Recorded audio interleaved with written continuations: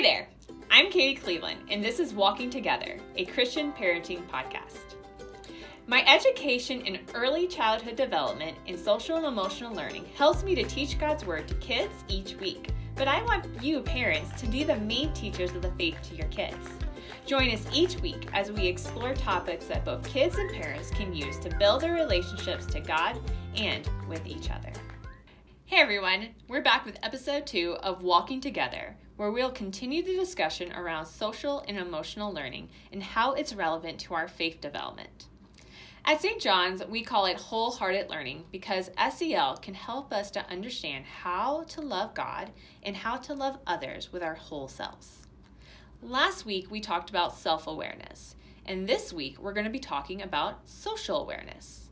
The key word in both competencies is awareness, right? Are you paying attention? Social awareness is noticing people around you, social cues, body language, and how your words and actions affect others. So, how does this relate to our Christian practices? Well, it's simple. Philippians 2:4 says, "Let each of you look not only to your own interests, but also the interest of others." That means, are you seeing the needs of others around you? Action is meant to follow this awareness, but let's just talk about the awareness part for today.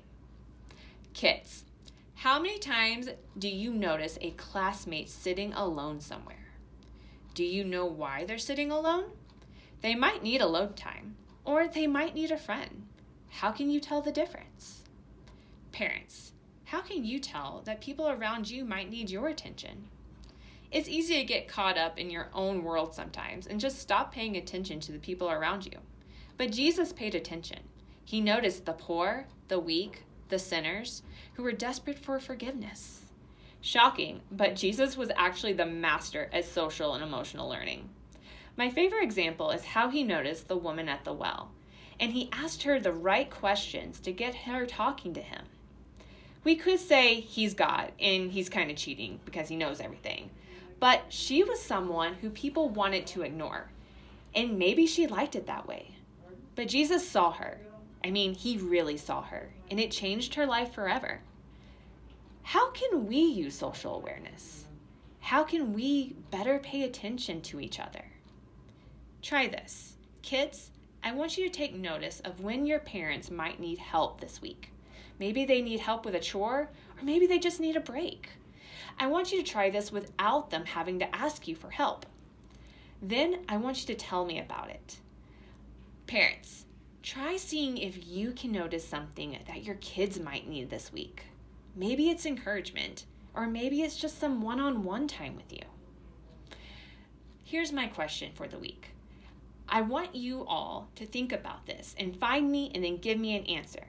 Everyone who does will get a sticker, which is super cool. What did you notice this week? Who needed your attention? This is Children's Ministry Director Katie Cleveland. Tune in next week as we discuss the next competency of self-management, which we all know is easier said than done. See you next time.